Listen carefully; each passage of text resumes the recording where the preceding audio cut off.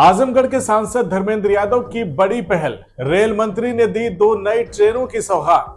जब से आजमगढ़ जिले के सदर के सांसद के तौर पर जिले के लोगों ने अपना सांसद चुना है, तब से जिले के विकास ही नहीं बल्कि प्रदेश के कई जिलों की समस्याओं की आवाज वो मुखर होकर उठाते हैं। समाजवादी पार्टी के आजमगढ़ के सदर सांसद धर्मेंद्र यादव ने एक बार फिर जिले के विकास और जन सुविधाओं को लेकर अपनी प्रतिबद्धता को साबित किया है।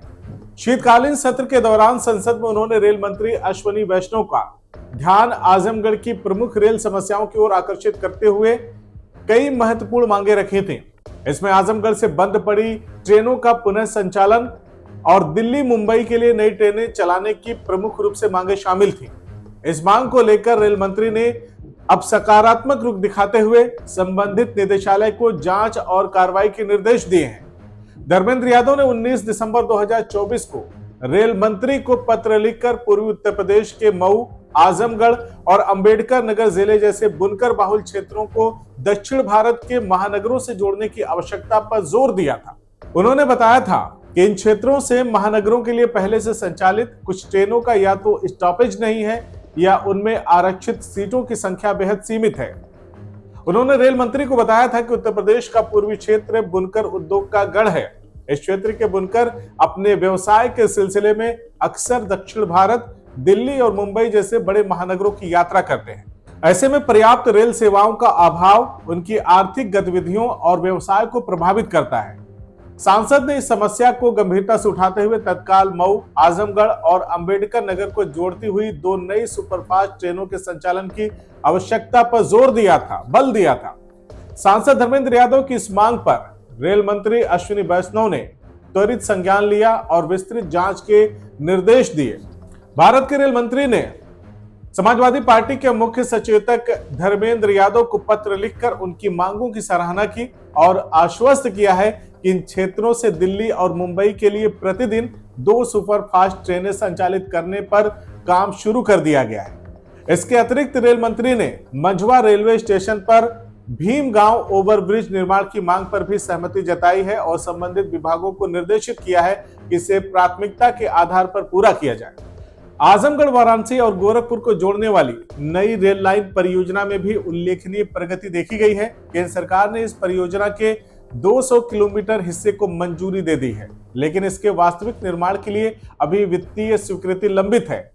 धर्मेंद्र यादव ने इस परियोजना को भी तेज गति से लागू करने की आवश्यकता जताई है। इस रेल लाइन के निर्माण से आजमगढ़ और इसके आसपास के क्षेत्रों के लोगों को न केवल आवागमन में आसानी होगी बल्कि व्यापारिक और आर्थिक गतिविधियों को भी बढ़ावा मिलेगा। सांसद ने विशेष रूप से इस परियोजना की प्राथमिकता को लेकर संसद में जोर दिया था। पूर्वी उत्तर प्रदेश का आजमगढ़, मऊ और अंबेडकर नगर क्षेत्र बुनकर उद्योग के लिए प्रसिद्ध है। यहाँ के बुनकर अपने उत्कृष्ट कारीगरी के लिए देश विदेश में प्रसिद्ध है, लेकिन रेल सेवाओं की कमी के कारण इन्हें अपने उत्पादों को बाजार तक पहुंचाने में काफी दिक्कतों का सामना करना पड़ता है। नई सुपरफास्ट ट्रेनों के संचालन से न केवल बुनकरों को महानगरों तक पहुंचने में सहूलियत होगी बल्कि उनकी उत्पादकता और आय में भी बढ़ोतरी होगी।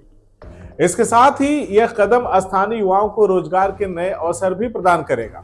वहीं समाजवादी पार्टी आजमगढ़ की इकाई के प्रवक्ता विवेक सिंह ने सांसद धर्मेंद्र यादव की इस पहल की सराहना करते हुए कहा है कि धर्मेंद्र यादव जिले के विकास के लिए निरंतर प्रयासरत हैं। उनकी इस पहल से हजारों लोगों को लाभ होगा और क्षेत्र का समग्र विकास भी होगा। उन्होंने यह भी कहा कि सांसद द्वारा उठाए गए मुद्दे क्षेत्र की जनता की वर्षों पुरानी मांगे थी, जिन्हें अब जाकर गंभीरता से लिया गया है। वहीं स्थानीय जनता ने भी सांसद के प्रयासों की सराहना की है। आजमगढ़ निवासी मोहम्मद आरिफ, जो एक बुनकर हैं, उन्होंने कहा है कि हमारे व्यवसाय के लिए ट्रेनें वरदान साबित होंगी। इससे हमारे उत्पाद आसानी से दिल्ली और मुंबई जैसे बाजारों में पहुंच सकेंगे। वहीं सांसद धर्मेंद्र यादव ने रेल मंत्री को धन्यवाद पत्र लिखकर उनके समर्थन के लिए आभार व्यक्त किया है। उन्होंने इस बात पर जोर दिया है कि इन मांगों पर तेजी से अमल होना चाहिए ताकि क्षेत्र की जनता को जल्द से जल्द इनका लाभ मिल सके। रेल मंत्री द्वारा दिए गए निर्देशों पर संबंधित विभागों ने वहीं काम करना भी शुरू कर दिया है। उम्मीद है कि आने वाले कुछ ही महीनों में आजमगढ़ और आसपास के क्षेत्रों से दिल्ली और मुंबई के लिए सुपरफास्ट ट्रेनों का संचालन शुरू हो जाएगा। इस कदम से पूर्वी उत्तर प्रदेश में न केवल आवागमन के साधनों में सुधार होगा बल्कि यह क्षेत्र सामाजिक और आर्थिक विकास में भी मील का पत्थर साबित होगा। CIB इंडिया न्यूज की सभी खबरों को देखने के लिए लाल रंग की बटन को दबाकर चैनल को सब्सक्राइब जरूर करें, घंटी जरूर दबाएं ताकि हमारी सभी खबरों के नोटिफिकेशंस आप तक पहुंचते रहें।